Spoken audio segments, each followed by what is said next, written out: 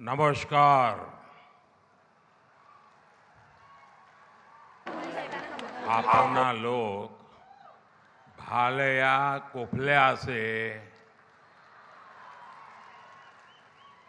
असम के मुख्यमंत्री हेमंत बिस्वा शर्मा जी, कैबिनेट में मेरे सहयोगी सर्बानंद जी सोनोवाल जी, रामेश्वर तेली जी, असम सरकार के सभी मंत्रीगण, उपस्थित जनप्रतिनिधि साथी, अन्य महानुभाव और असम के मेरे प्यारे भाइयों और बहनों,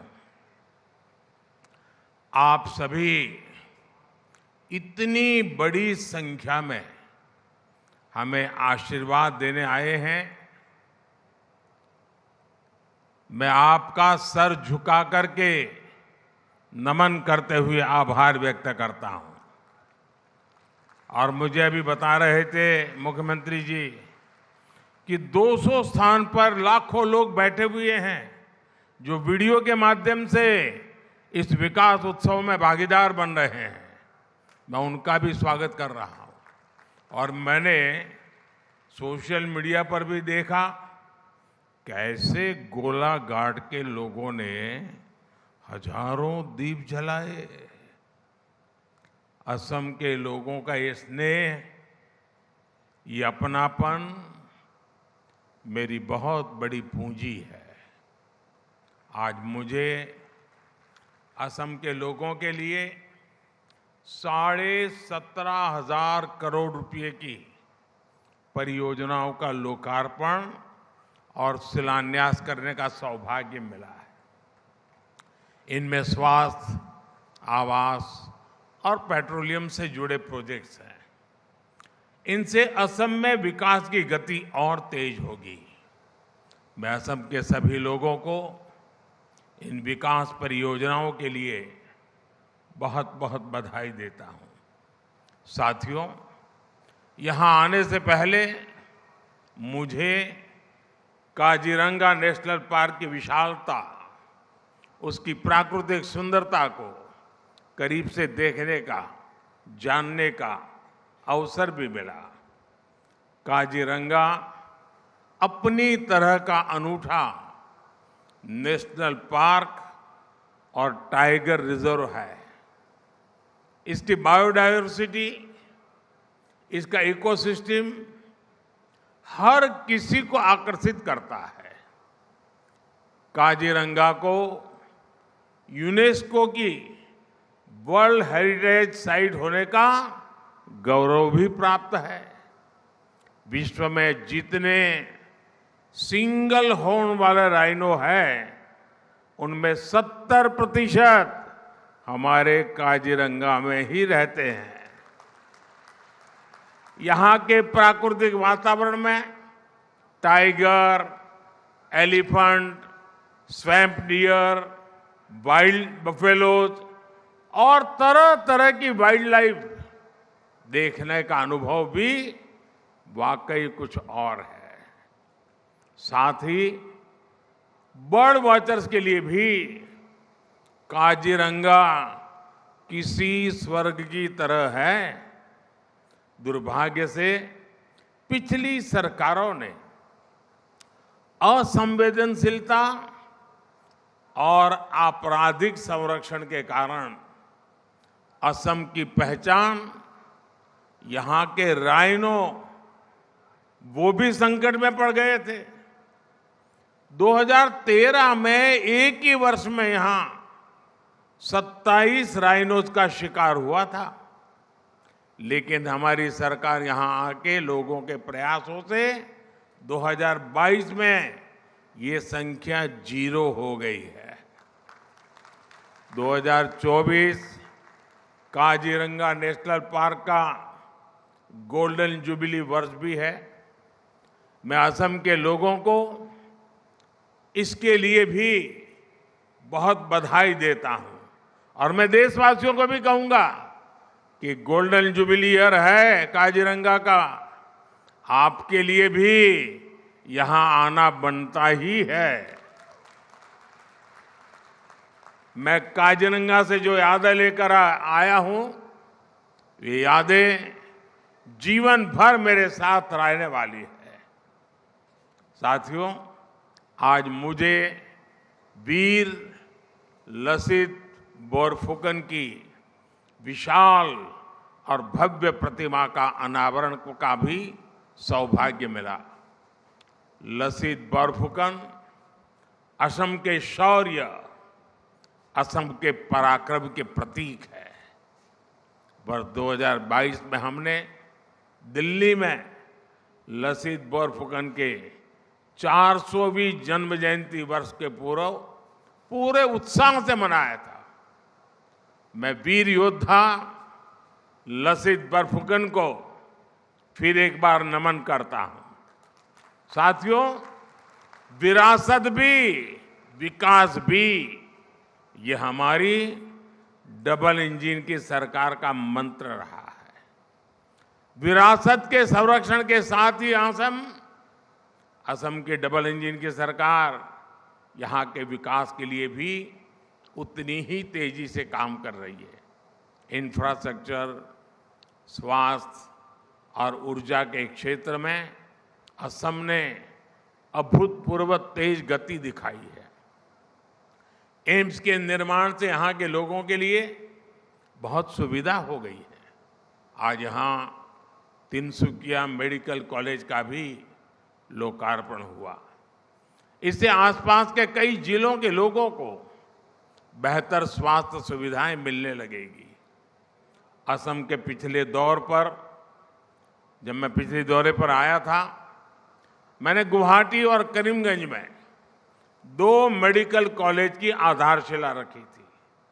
आज शिवसागर मेडिकल कॉलेज का शिलान्यास किया गया है।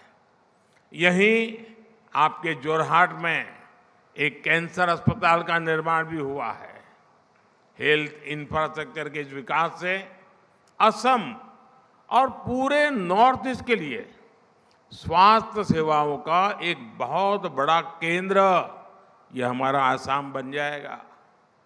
साथियों, आज पीएम ऊर्जा गंगा योजना के तहत बनी बरौनी गुवाहाटी पाइपलाइन को देश को समर्पित किया गया है। ये gas pipeline north eastern grid को नेशनल गैस ग्रिड से कनेक्ट करेगी।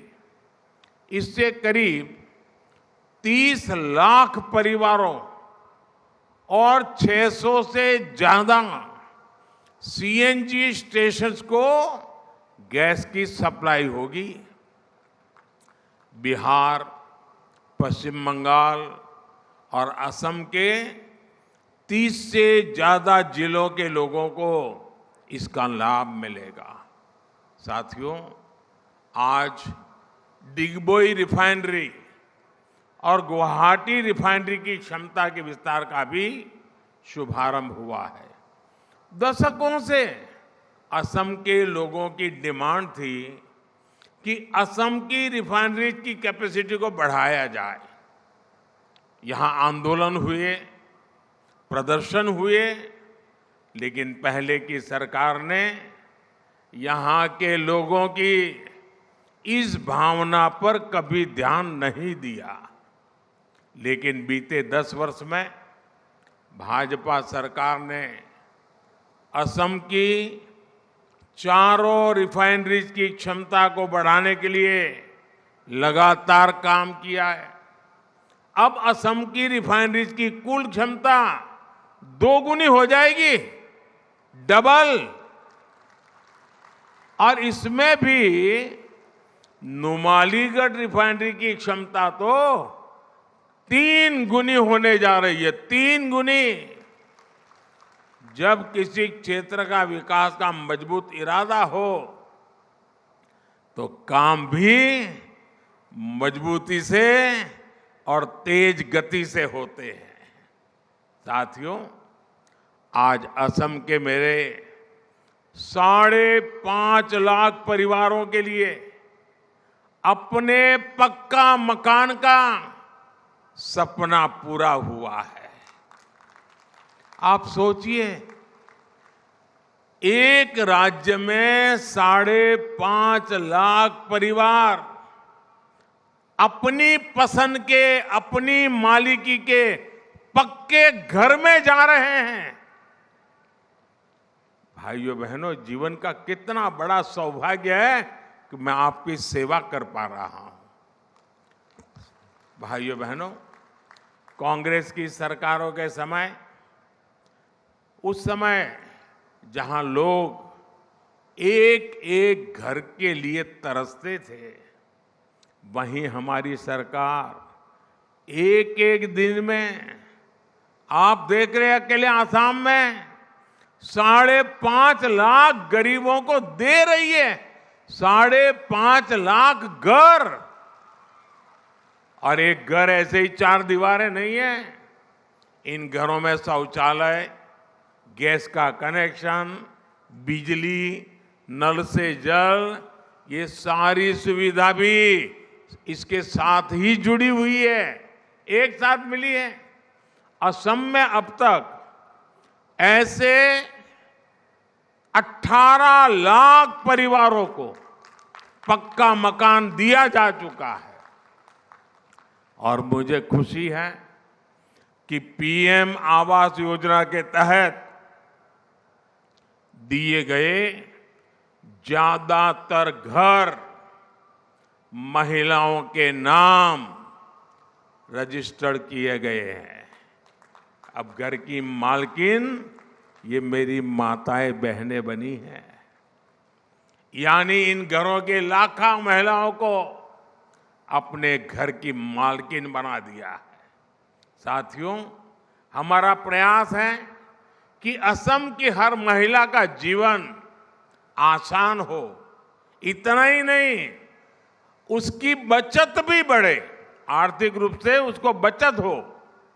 अभी कल ही विश्व महिला दिवस पर हमारी सरकार ने गैस सिलेंडर के दाम में 100 रुपये और घटा दिए।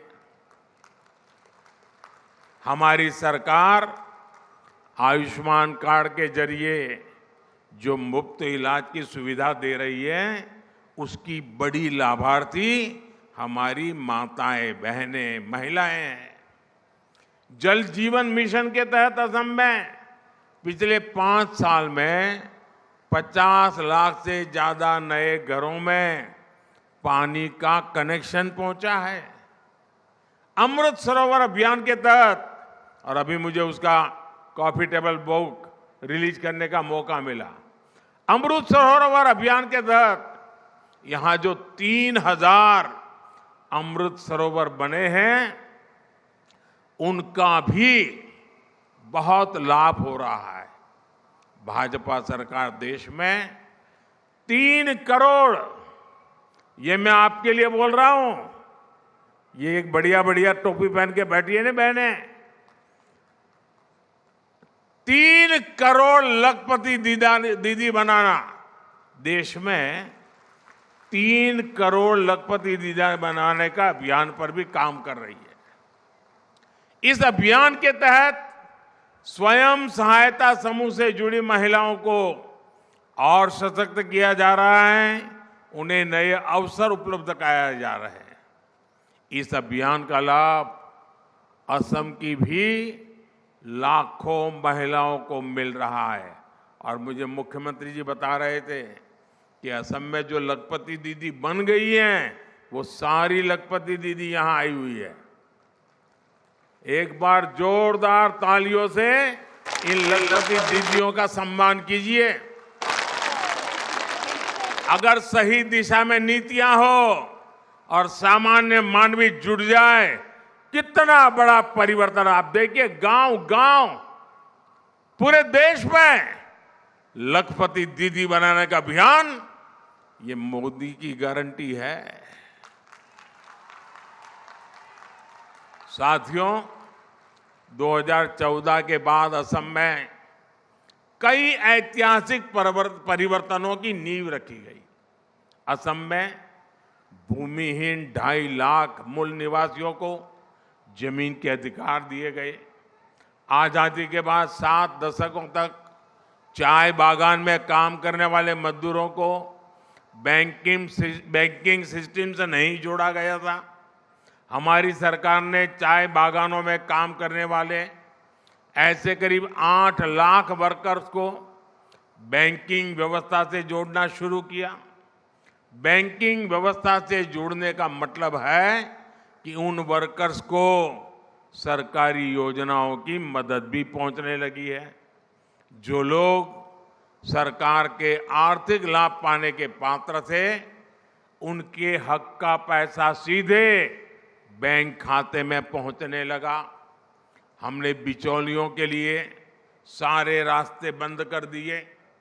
गरीब को पहली बार लगा है कि उनकी सुनने वाली कोई सरकार है और वो भाजपा सरकार है।